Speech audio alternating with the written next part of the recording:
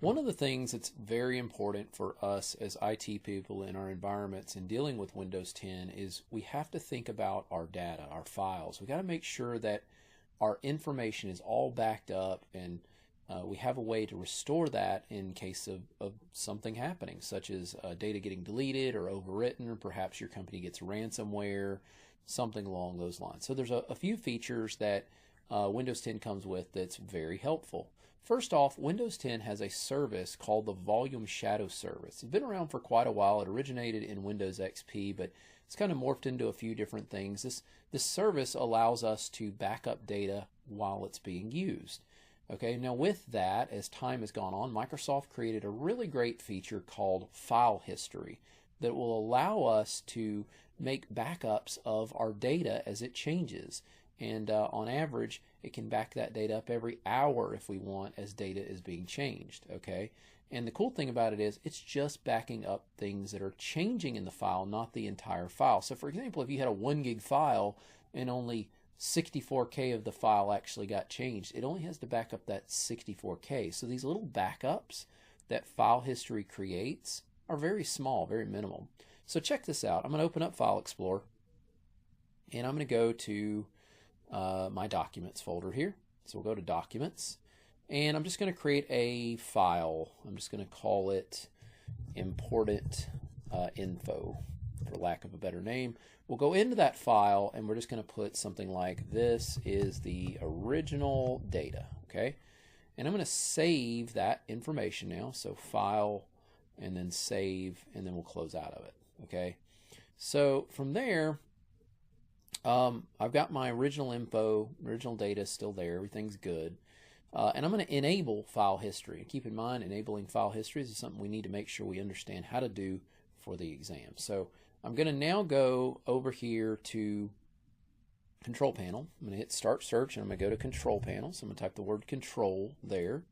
And we're going to get into Control Panel, which is where File History is going to be turned on at. So once you get in Control Panel, you're going to see you have an object here called File History. So I'm going to click that.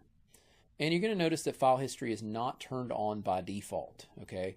I do have to have a place that I can store my backups of data. It won't let you store the File History backups to the same exact spot that you're backing up. So if you're backing up stuff on your C drive, it's not going to let you back up to your C drive. Now, a way around that is if you create a network share on your C drive, you can actually back up to a network path, a network share if you want. But as you can see, I'm backing up to my F drive here. So the stuff that's on my C drive or my E drive, whatever, can get backed up to my F drive. Okay. So I'm just going to go ahead and turn this on now. So we'll say turn on.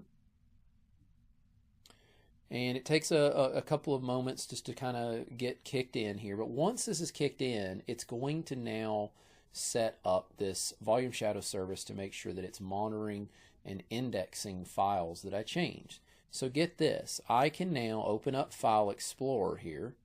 Okay, and again, you can still see if I double click on my file, the original data is all still there, right? I'm going to change it. I'm going to say, the data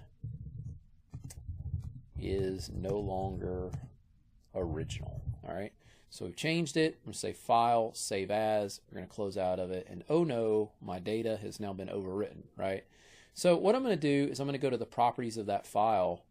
Okay, you can right click, go to Properties, or click Home, click Properties, and then I want you to notice something cool. There's a tab right here called Previous Version. So I'm going to click on that, and looky there, it tells me the date and time that this was backed up. I can now click Open on that file, and you can see that the original data is there. And if I want, I can actually restore this file over the copy that's there now. Simply by clicking Restore, I can replace the file that's there now. Okay, at that point, I've replaced it, and there it is. If I open it up, you'll notice it's back to the original file. Okay, so real easy, real simple to use. And remember, it's only backing up things that have changed, so it's not having to back up large amounts of data. Now, you would not want to do this with something like a database, okay? But as you can see, it's pretty easy to use. You can also, again, you can change the location of where it's going to be. You can force it to run now if you wanted to create a copy right now. You can have it exclude certain folders that maybe you don't want it to back up. You also have advanced settings where you can adjust how often it's going to do it. As you notice, it'll do it every hour, but I could take that down to every 10 minutes if I want. Okay, and you can have it store changes forever until you run out of hard drive space, or you can have a cycle where it stops doing it after a while. You know, it no longer keeps saved version from a month ago or 3 months, 6 months, 9 months, a year. You can control some of that there. So, and then of course it's also going to log events into the event viewer, so you'll have a log of what's being backed up and all that good stuff. But it's a pretty easy service to use, very handy service, and definitely a service that not a lot of people even know exists. So I definitely encourage you to try that out now and get a little experience with it and practice with the hands-on activity.